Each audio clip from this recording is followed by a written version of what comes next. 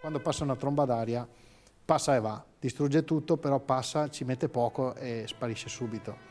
Lì invece è durato per tanto tempo, ci sono state ore di vento fortissimo e quindi anche la popolazione ovviamente giustamente terrorizzata perché non finiva mai.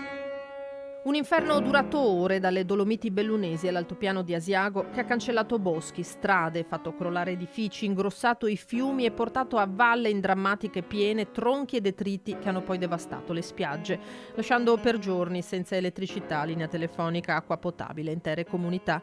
5 anni fa la tempesta Vaia, 3 morti nei primi giorni, altri 2 nei successivi, ma poteva essere una strage se la mattina del 28 ottobre 2018 l'unità di crisi convocata d'urgenza non avesse imposto lo stop a manifestazioni, scuole, uffici pubblici, grandi aziende. La notte seguente si è andati oltre le previsioni e su Veneto, Trentino e Friuli si è abbattuto un vero e proprio uragano.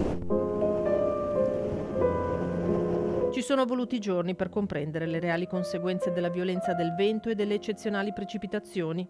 In alcune località si sono sfiorati 700 mm d'acqua. 700 mm sono 70 cm, cioè non stiamo parlando di questo. Rocca Pietore diventa il simbolo dei comuni di montagna messi in ginocchio da Vaia, ma il territorio colpito è molto vasto. È un miracolo che stiamo tutti bene, che non è successo niente.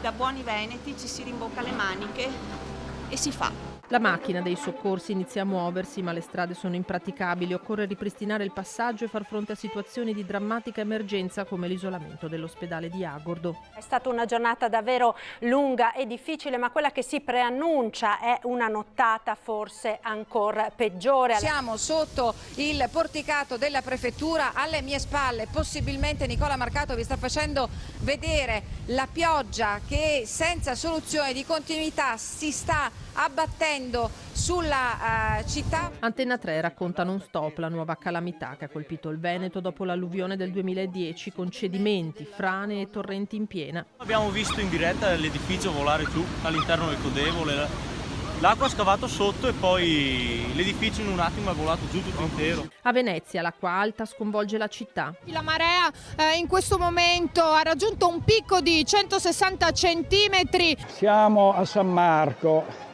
Come al solito San Marco è la piazza completamente allagata, si allaga sempre per prima e l'acqua, come vedete, è al primo gradino, però poi con 1,50 sale, supera il terzo gradino ed entra nei negozi. I laghi di montagna si riempiono di tronchi d'albero, la piena del Piave scende verso il mare e a Ponte di Piave passa a pochi centimetri da strada e ferrovia. Nicola, spostiamoci, sta arrivando un mezzo dei vigili del fuoco, qui come vedete è un via vai continuo. Gli sfollati della Golena trovano riparo nelle strutture pubbliche. È una disperazione per chi tocca. È vero. 90 a San Donà si attrezzano per il passaggio della piena che devasta le spiagge di Jesolo. Tra questo c'è tutto il tema ambientale. Il percorrere in elicottero la valle e risalendo verso Rocca Pietro e Fedaia ci dà un'immagine di boschi che non esistono più. Vi raccontiamo da questo momento in poi il disastro che vedremo dall'alto. In provincia di Belluno ci stiamo dirigendo verso le zone dell'Agordino.